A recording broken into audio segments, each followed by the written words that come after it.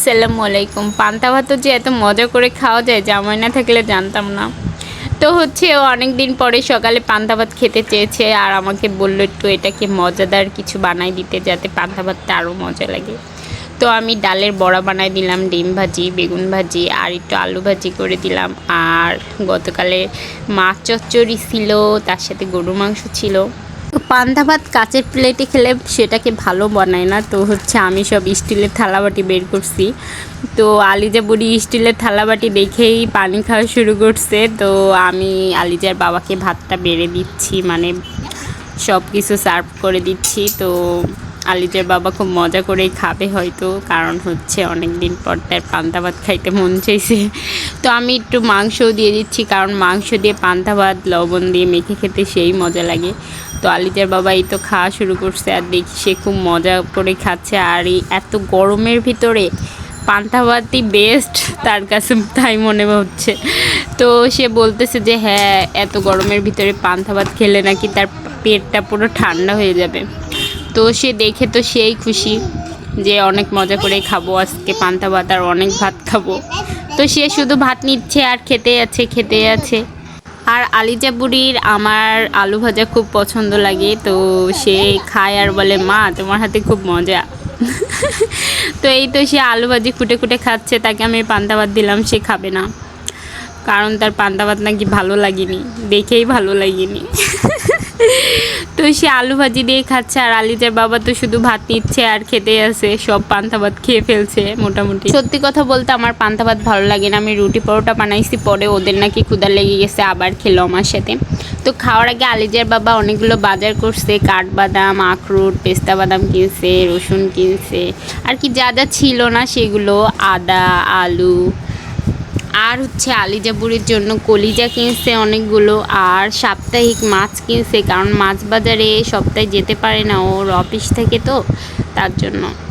তো এখানে 1200 টাকা দিয়ে একটা বড় ইলিশ কিনে আনছে, তো এটা কুটা হবে। তারপরে সামুদ্রিক মাছ কিনে আনছে আলিজার বাবার সামুদ্রিক মাছ অনেক ভালো লাগে, সে পেলে অনেকগুলা নিয়ে আসে। তারপরে এখানে তরকারি দিয়ে রান্নার জন্য মাছ আনছে। আমি বলি কি যে তাজা তাজা মাছ আনবা, যখনই পাবো তখনই খেয়ে ফেলবো, কিন্তু না, সে বলে কি এই গরমে বারবার বাজারে যাওয়া সম্ভব না, তার জন্য সে ফ্রিজ পুরো লোড দিয়ে রাখবে ছুটির দিনে। তো এখানে অনেকগুলো পাবদা মাছ আনা হয়েছে, তো মাছগুলোই ডিম আছে হয়তো, তা আর হচ্ছে অনেকগুলো তাজা তাজা কই মাছ কিনে আনছে। তো কই মাছগুলো সবগুলো জ্যান্ত ছিল, নড়তেছিল। আর এই কই মাছগুলো আমি কাটতে পারি না, সেগুলো সেই কাটবে। তো ছুটির দিন মানেই জামাই বউ মিলে কাজ করব, গল্পগুজব করব। আর এখানে সামুদ্রিক তেলাপিয়া মাছ, তারপরে বেলে মাছ, আর হচ্ছে অনেকগুলো কাচকি মাছ। তো হচ্ছে শুক্রবারে সকালবেলা তার ছোট মাছ লাগবেই, সে ছোট মাছ খেতে খুবই ভালোবাসে, আর এগুলো কুটতে ভালোবাসে না। তো ছোটোগুলো আমারই করতে হবে। আর এখানে এই মাছটার আমি নাম জানি না, ছোট লম্বা লম্বা, ছোটোবেলা দেখছিলাম যে হচ্ছে বকে এই মাছগুলো গালে নিয়ে একটা ছবি দেখছিলাম, তো সেই মাছ। আর গরুর মাংস, তো হচ্ছে গরুর মাংসটা এখন সে রান্না করতে বলছে ভুনা ভুনা করে। তো আমি দেখি মাছটা রেডি করে কতদূর সময় পাই, তারপরেই বোঝা যাবে কি কি রান্না করব। সব বাজার বের করার পরে দেখলাম আরও একটা প্যাকেট, এর ভিতরে দেখলাম অনেকগুলো কই মাছ কাটা আছে। তো এগুলো ফার্স্টেই দিয়ে কিনছিল, তারপরে যে আবার কই কিনছে ওর মনেই নাই যে ব্যাগে প্রথম কই মাছগুলো কিনছিল। তো যাই হোক, সেগুলো কুটে বেছে সব মাছগুলো ফ্রিজিং করার পরে তো গরম লেগে গেছে, পরে বাড়ির আম মাখা খেলাম। বাড়ি থেকে আমাদের বাড়ির আমগুলা একটু টক নেই, মিষ্টি মিষ্টি, তারপরে একটু চিনি দিয়ে নিছি, কারণ হচ্ছে মজা লাগে, ঝাল ঝাল টক টক। তো বাড়ি থেকে অনেকগুলো জিনিস পাঠাইছে আবার। এখানে হচ্ছে খাঁটি ঘি, এটা হচ্ছে খাঁটি ঘি, আমার শ্বশুর কোথা থেকে অর্ডার দিয়ে কিনে, আর এর ভিতরে একটু ভেজাল নেই। আর এত গরম পড়ছে যে ঘিটা পুরো তেলের মতো হয়ে গেছে। আর ঘি খেতে কার না ভালো লাগে, আলু ভর্তার সাথে ডিম পোস্ট, ডিম ভাজি, ঘি দিয়ে করলে অন্যরকম ফ্লেভার।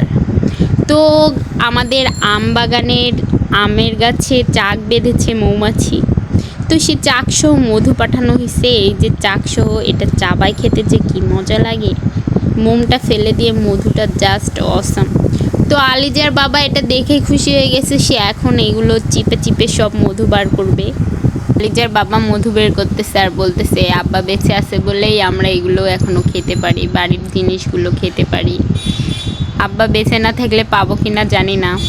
তো হচ্ছে ও খুবই মিস করতেছিল ছোটোবেলার সেই দিনগুলো, মানে সেই ছোটোবেলায় এইগুলো বের করে করে খেত, তারপরে গাছের কাঁচা আম বের করে খেত, সেগুলো ফিল করতেছিল।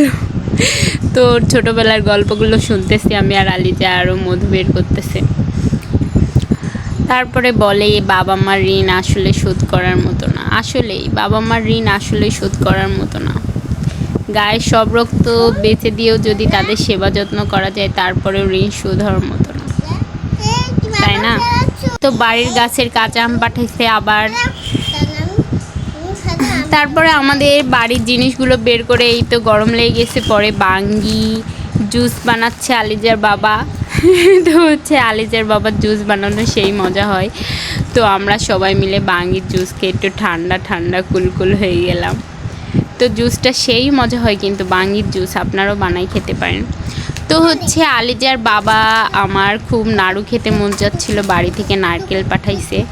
তো এইখানে আমি হচ্ছে চাল ভেজে গুঁড়া করে নিছি আর নারকেলটাকে রেডি করে এই তো নাড়ু বানানো হয়ে গেছে, আর সেই খেতে মজা এটা। দুপুরে বেশি কিছু আয়োজন করিনি, গরমে সাদা ভাত, ঢেঁড়স ভাজি আর সরিষা ইলিশ। তো সরিষা ইলিশটা কিন্তু সেই মজা লাগে। তো হচ্ছে আমার হাতে সরিষা ইলিশ আমারই মজা লাগে, কি বলবো। তো তা আর করেছিলাম টমেটো দিয়ে পাতলা ডাল, কারণ এই গরমের ভিতর ডালটা খুব ভাল লাগে। তো আমরা হচ্ছে অনলাইনে কিছু অর্ডার করছিলাম, খাওয়া দাওয়া শেষে সেগুলো বের করলাম। তো হচ্ছে অনলাইন থেকে একটা তেল অর্ডার করছি, এটার রিভিউ খুব ভালো ছিল, তার জন্য আমরাও একটা অর্ডার করেছি। এখন দেখি কেমন হয়। এটা নাকি অনেক কিছু দিয়ে বানানো, আর হচ্ছে এটা মাখলে চুল পড়া পোড়া বন্ধ হয়ে যায়। তো ছোট বড় সবাই ইউজ করতে পারে। তো আমরা এখন ঘুরতে বার হয়েছি, কারণ ছুটির দিনে একটু ঘুরতে না বার হইলে ভাল লাগে না। তো এই ছিল আমাদের শনিবারে আমরা জামাই বউ সবাই মিলে যা যা করি।